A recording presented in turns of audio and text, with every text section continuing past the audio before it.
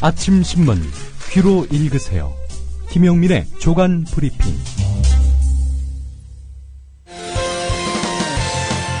학교 폭력 예방 앱 스마트 보디가드. 스마트폰 왕따 문자 등 사이버 학교 폭력이 6배 이상 늘었습니다. 학교 폭력은 언제나 욕설, 모욕, 협박과 같은 폭력 문자를 동반합니다.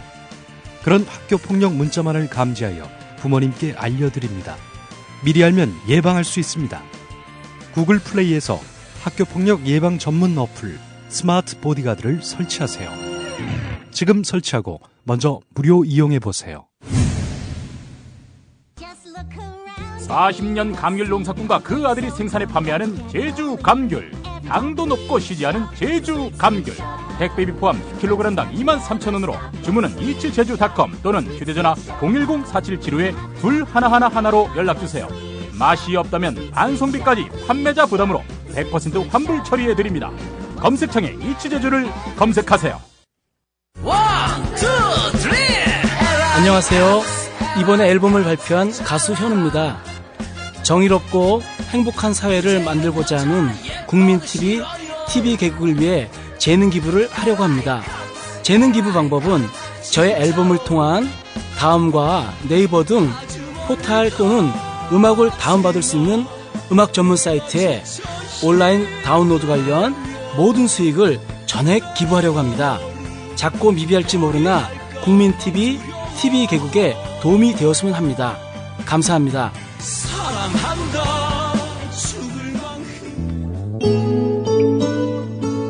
목사들 돼지 김용민입니다. 제가 예수와 관련한 책을 냈습니다. 제목은 맨 얼굴의 예수. 못 사는 동네에서 무식하고 없이 사는 사람들과 어울리며 혁명을 꿈꿨던 청년 예수. 그 청년 예수를 기록해 보았습니다. 종교적 선입견 없이 읽어주십시오.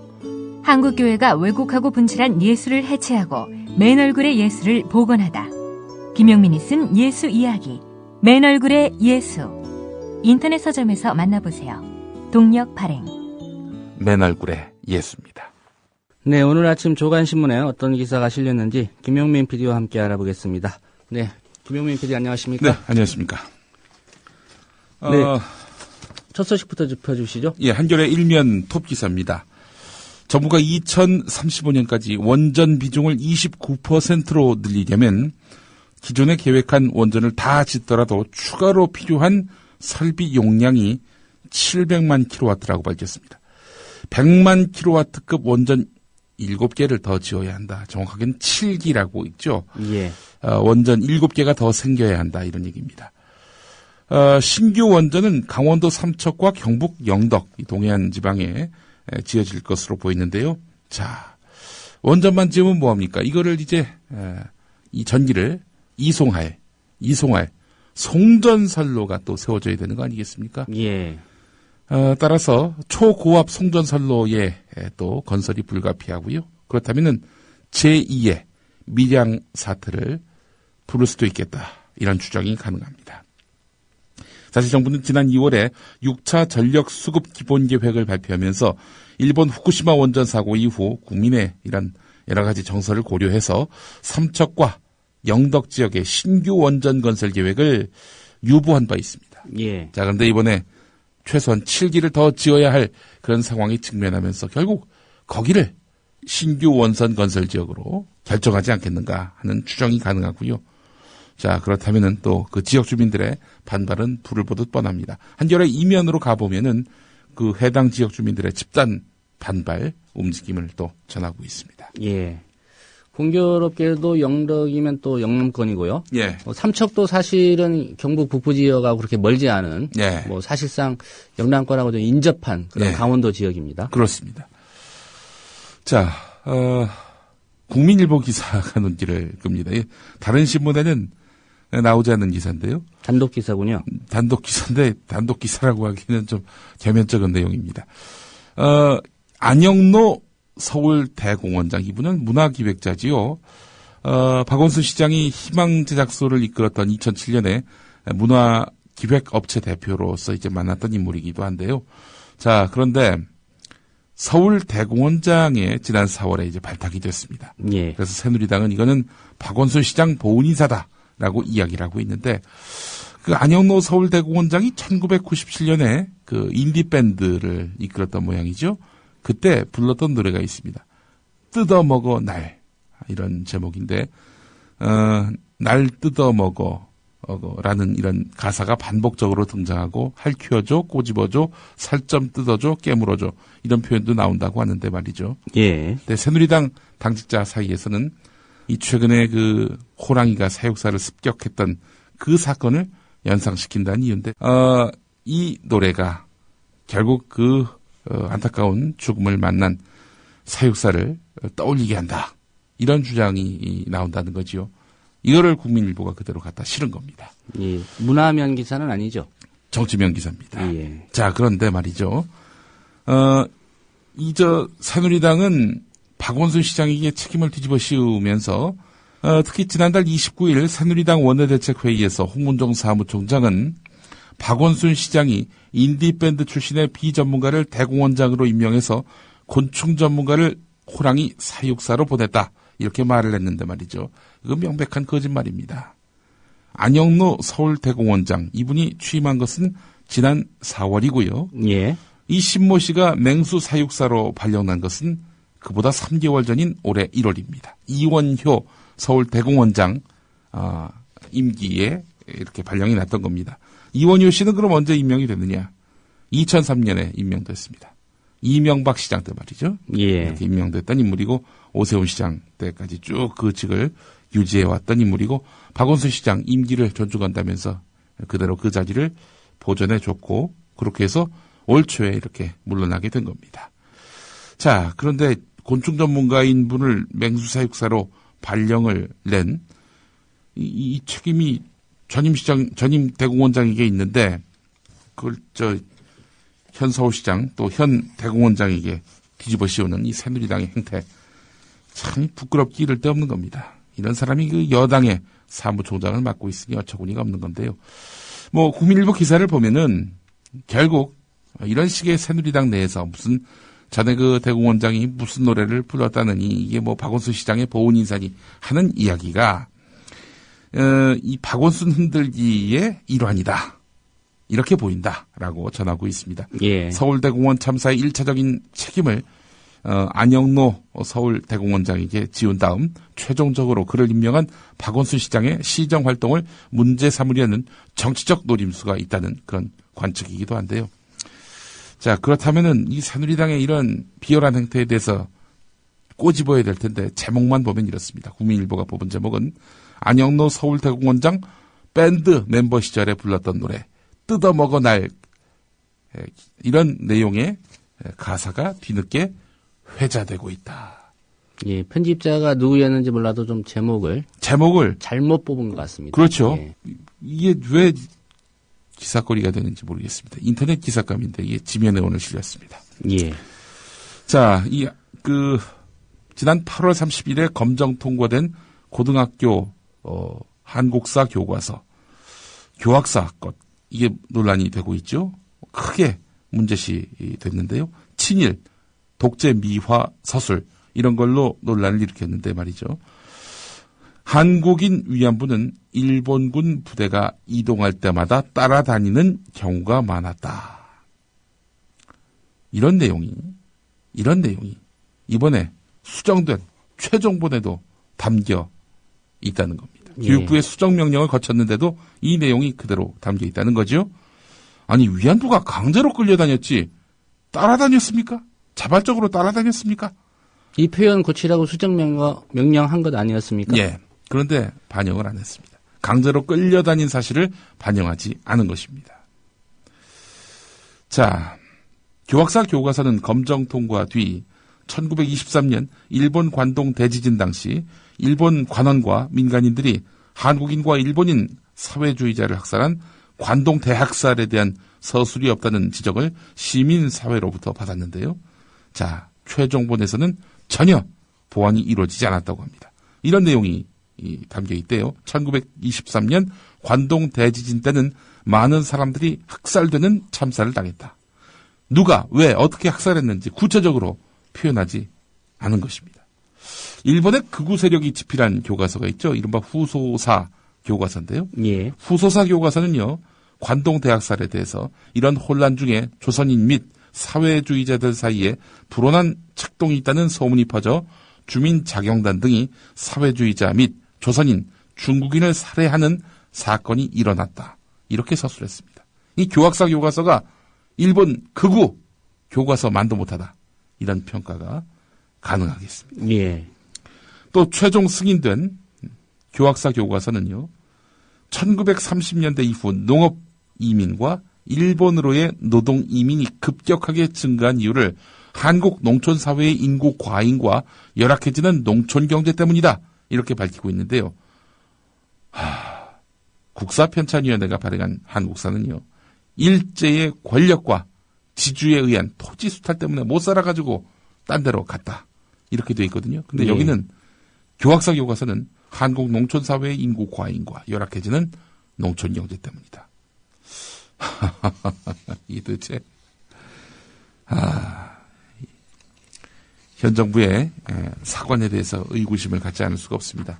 예, 어느 나라 교과서인지 이해가 안 되는 예, 그런 내용들이고요. 일본 극우 교과서만도 못한 이런 친일 성향, 또 일본 봐주기 성향, 예, 이게 앞으로 큰 쟁점이 될 것 같습니다.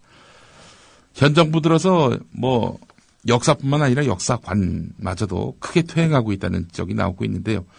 자, 경향신문 일면 기사를 한번 주목해 보겠습니다. 사이드 톱 기사인데, 예. 원로 작가 이재하 선생이 월간 현대 문학에다가 이제 글을 냈는데 거부를 당했다고 합니다. 내년 1월로부터 한국으로 귀화한 어느 선교사의 이야기를 다룬 장편 소설 일어나라 삼선, 이걸 연재하기로 했는데 1회분 배경에 박정희 유신과 1987년 6월 항쟁 등이 언급된 게 문제가 돼서 연재 거부를 당했다는 겁니다. 이 현대문학은 우리나라에서 가장 오래된 문예지로 알려져 있죠. 1955년 주간 조연현, 편집장 오영수 체제로 창간이 됐고 신인 추천제와 현대문학상을 통해서 많은 작가들을 배출하면서 순수 문학 진영을 대표하는 잡지로 자리매김했습니다. 그러다가 1988년 대한교과서가 인수한 다음 사주 일가인 양숙진 씨가 주간을 맡아왔는데, 예. 이 현대 문학 왜 이랬을까? 지난 9월호에 실린 한 수필을 보면은 이 현대 문학의 이런 편집 방침에 대한 이해가 가능합니다. 지난 9월호에 박근혜 대통령의 수필을 찬양한 이태동 서강대 명예교수의 글을 실은 겁니다. 박근혜의 에세이 대부분은 우리들의 삶의 등불이 되는 아포리즘들이 가득한 어둠 속에서 은은히 빛나는 진주와 같다. 이런 내용을 실은 겁니다. 박근혜 에세이가 진주와도 같다. 객관성 부족, 정치적 편향, 이런 질타를 받았고요. 관련해서 한국일보가 이걸 기사화하기도 했습니다. 이재하 작가가 경향신문과의 인터뷰에서 밝힌 말이 있습니다. 박근혜 대통령 수필계제 여파로 착종 상태에 빠져 있다는 짐작은 같지만 정권에게 잘 보여서 뒤탈이 없게 하려다 보니 이런 일이 발생한 것 아니겠는가라고 이렇게 말하기도 했습니다. 예. 예. 그 말씀하신 대로 대한교과서가 인수를 해서 이제 사주가 주관을 맡고 있다는데, 네. 이게 뭐 교육부와 또 연관이 돼 있을 가능성이 있어 보이네요. 예. 왜 이렇게 잘 보이려고 할까요? 자, 한겨레의 35면을 가면은 한양대 국문과 이도흠 교수의 세상 읽기 칼럼이 실려 있는데, 상당히 수위가 높습니다. 지금 집권을 유지하려는 대통령과 이를 반대하는 세력 사이에 치열한 전쟁이 벌어지고 있다. 이 싸움이 임계점을 넘지 않은 채 끝날 수도 있다. 하지만 박 대통령이 물러나지 않고 앞으로 4년 동안 권력을 유지한다 하더라도 정당성의 위기에 놓인 현 정권은 식물 정권에서 벗어나지 못할 것이다. 대통령의 지도력, 친위 세력, 정권의 시스템 모두 정당성을 복구할 동력도 부족하거니와 능력도 많이 모자란다. 그날이 언제든 이는 1979년에서 2013년으로 이어진 유신이 진정한 종언을 고하였음을 의미한다. 이렇게 이야기됐습니다. 그러면서 시민사회가 유신을 어떻게 완전히 종식시킬 것인지, 유신 이후에 어떤 체제를 구성할 것인지 고민해야 한다. 이렇게까지 표현을 했습니다. 현 정권은 끝났다. 현 정권에 대한 그 어떤 종언을 고하는 그런 칼럼으로 해석이 되는데 또 이거 갖고 막말이라고 할지 모르겠습니다. 예. 그리고 박정희 때 유신이 끝난 게 아니라 예. 그 딸이 지금 집권을 하고 있기 때문에 유신이 이어지고 있다. 네. 이런 분석을 하고 있군요. 예, 그렇습니다. 있어요. 오늘 한겨레 만평도 논란이 될 것 같아요. 장봉근 화백이 그린 그림인데 제가 확인한 바로는 그 어떤 접대 여성으로 우리 박근혜 대통령을 이렇게 묘사한 듯한 그런 내용이 실렸습니다. 예. 예. 이정현 홍보수석이 뭐 한마디 하겠죠. 오늘 좀 울겠네요, 예. 보니까. 예. 오늘 조선일보가 일면 톱으로 달았고요. 경향신문도 일면에서 다룬 기사입니다. 국군 사이버 사령부의 정치 댓글 작업 의혹을 수사하고 있는 국방부 조사본부가 사이버 사령부 530 심리전단 이모 단장에 대해서 구속영장을 검토하고 있는 것으로 알려졌다는 내용입니다. 말하자면은 사이버 심리전단 단장이 시켜가지고 이렇게 댓글 작업이 이루어졌던 것이다. 정치 개입이 이루어졌던 것이다. 이렇게 판단된다는 겁니다. 이걸 뭐 검찰이 그 수사하는 게 아니라 국방부 조사본부가 한다는 점이죠. 예. 국방부의 뭐 군에도 검찰이 있으니까 이제 군 검찰이 영장은 청구를 할 거고요. 예, 그렇습니다. 예. 자, 이거 상당히 좀 의외의 그 수사 방향인 것으로 파악이 됩니다. 사실은 개인의 일탈로 규정하지 않았습니까? 김관진 국방부 장관도 그랬고요. 예. 자, 그런데 개인의 일탈이 아니라 사이버 심리전 단장이 시켜가지고 한 것이다. 이렇게 결론을 내렸다는 거 아닙니까? 군 내부에서조차 말이죠. 뭐 물론 사이버 심리전단 단장으로 꼬리 자르기를 하려는 것 아니냐라는 의구심도 가능합니다. 자, 어쨌든 경향신문의 분석은 이렇습니다. 지휘계통에 있는 이 사이버 심리전 단장이 구속될 경우 현재 옥도경 사이버 사령관 그리고 김관진 국방부 장관도 책임을 면하기는 어려울 것으로 전망된다. 형사처벌까지는 아니더라도 최소 지휘 책임에 따른 징계는 피할 수 없을 것으로 보인다. 이렇게 밝히고 있는데요. 김관진 국방부 장관 잘 아시는 대로 지난 정권 때부터 현 정권에 이르기까지 두 정권에 걸쳐서 국방부 장관을 지금 지위를 유지하고 있습니다. 예. 결국 개인적 일탈이라고 했지만 개인적 일탈이 아니었네요. 네. 그리고 이제 내주쯤에 지금 국방부가 중간 수사 결과 발표한다는 거 아닙니까? 예, 그렇습니다. 예. 그 수사 결과가 또 어느 선까지 언급을 할지 그것도 좀 주목을 해봐야 될 것 같습니다. 예. 하여튼 그 개인적 일탈이란 말은 뻥으로 드러났습니다. 철도노조 파업 얘기를 해보겠습니다. 지금 철도노조는요. 아무리 파업을 한다 하더라도 필수 유지 업무 인력은 파업에서 제외하기로 했습니다. 그래서 누리로라고 혹시 아시는지 모르겠습니다.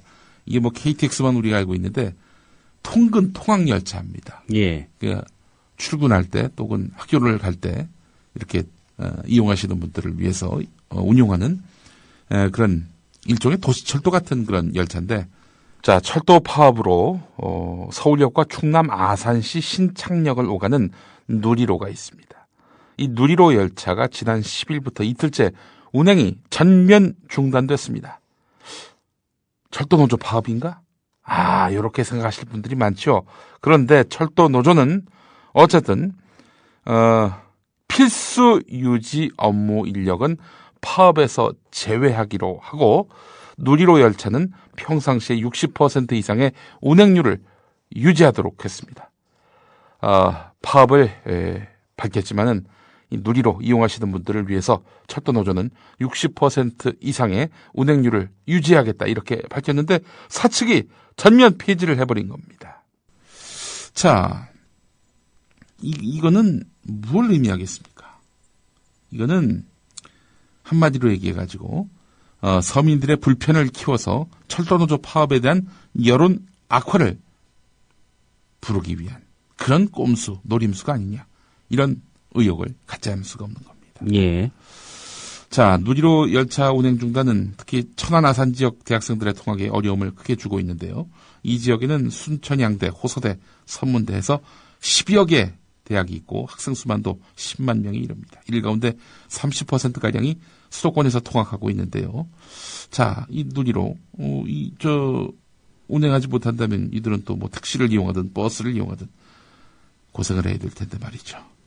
이 서민들의 교통 불편을 키워가지고 여론 악화를 노리는 것이라면은 이게 정말 나쁜 사람들이죠, 진짜. 이 비난의 화살을 지금 파업하고 있는 노조에 돌리려고 사측이 이런 꼼수를 부렸다. 이런 의혹 제기네요. 이런 식으로 이 면피를 하고 말이죠. 덮어씌우기를 하고 이 여당이 하는 수법이 아주 이 어떤 패턴이 있습니다. 유형이 있고요. 자, 최연희의 코레일 사장, 이분이 여성이죠. 지난 9일 기자회견에서 집 나간 자녀를 기다리는 어머니의 마음으로 여러분들이 우리의 숭고한 일터로 돌아오기를 기다리겠다 이랬어요. 그런데 그날 4,000명을 직위해제했습니다. 이게 뭐야, 어머니의 마음으로. 아니, 자식의 호적을 판 거죠. 그렇죠. 어머니의 마음으로 자식의 호적을 파는 이런 일을 해버렸단 말이죠. 사실 최연희 사장, 사장 임명 직후만 하더라도 코레일 내부에서는 기대하는 시선도 있었습니다. 이 코레일 분리에 대해서 부정적인 의견을 갖고 있었던 인물이 바로 최연희 사장이고, 또 조선일보 칼럼을 통해서도 자신의 그런 입장을 밝혔는데 철도 노조의 입장하고 다를 게 없습니다. 자, 그런데 말이죠. 이분이 지금 완전히 180도 다른 그런 입장을 갖고 있는 겁니다. 정치권의 한 관계자가 경향신문 기자에게 밝힌 말이 있는데요. 최연희 사장이 사장 임명 후에 업무 보고를 위해서 청와대에 들어갔는데 청와대에 들어갔다 온 다음 입장이 돌변한 것으로 안다 라고 말을 했다는 겁니다. 자, 이 최연희 사장이 자신의 신념을 빠르게 바꾼 것은 차기 총선을 겨냥하고 있기 때문이라는 이야기가 정가의 바다다. 이렇게 또 경향신문은 이어가고 있는데요. 지난해 총선에서 말이죠. 대전 서구 새누리당 후보로 출마한 이력이 있더군요, 이분이. 대전 서구의 국회의원은 박범계 민주당 의원입니다. 박범계 민주당 의원을 저희가 이번 주말에 대전 조합원 한마당 시간에 만날 수 있습니다. 6시 대전 DCC 컨벤션 센터 여러분 많이 참석해 주시기 바라겠습니다. 여담이었습니다만은 이런 어떤 코레일 출신이긴 하지만은 또 철도대학에서 요직을 거쳤던 인물이긴 하지만 대전에서는 학자라기보다는 정치인으로 통한다. 이런 이야기가 오늘 또 경향신문 기사에 실렸습니다. 청와대 들어갔다 온 직후에 이제 입장이 돌변했다 이런 분석이 있지 않습니까? 그 이유가 짐작이 됩니다. 짐작이 되죠. 박근혜 대통령은 어머니의 마음을 가질 수 없는 분이기 때문에 어머니의 마음으로 직위해제를 하신 우리 최연희 사장. 참 아주.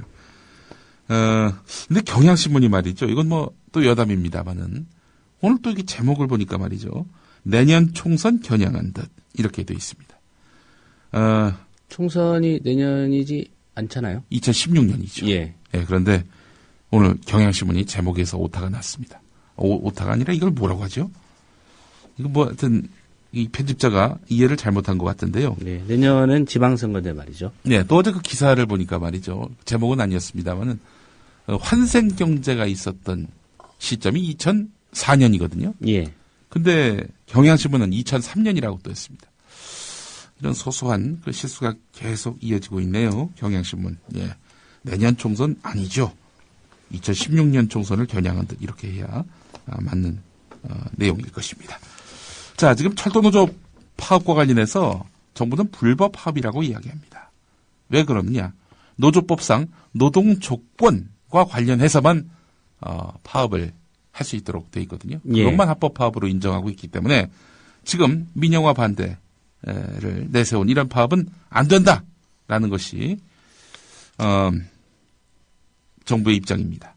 자, 그런데 과연 민영화 반대가 노동 조건과 무관한 것이냐? 그건 아니라는 것이 오늘 한겨레 사면 기사입니다. 민주사회를 위한 변호사 모임에서는요. 수석 KTX를 설립하는 것은 경영 악화를 우려하지 않을 수 없는 그런 상황이다. 어제도 한겨레 보도가 나왔습니다마는 수석 KTX가 설립됨으로써 코레일이 어마어마한 재정 악화를 감당하지 않을 수 없을 것이다. 이렇게 전한 바 있었는데요. 정리해고가 불을 보듯 뻔한 일이고요. 또 실제로 그 KT하고 한전의 경우를 보더라도 민영화로 인해서 노동 조건이 크게 후퇴했음을 알 수가 있습니다. 당장 그 KT 같은 경우 민영화 이후에 직원의 연평균 임금은 4,980만 원으로 민영화 전인 5,010만 원보다도 훨씬 하락을 했습니다. 한국전력도 발전 부분을 5개 회사로 분할을 했죠. 그 당시 노조는 민영화 더 전 단계라면서 38일 동안 파업을 진행했는데 정부는 당시에도 불법 파업으로 규정했습니다. 하지만 5개 발전회사의 인력 14.6%가 줄었고요. 일부 회사는 기존 호봉제를 없애고 성과급 연봉제 도입을 추진하고 있는 상태입니다.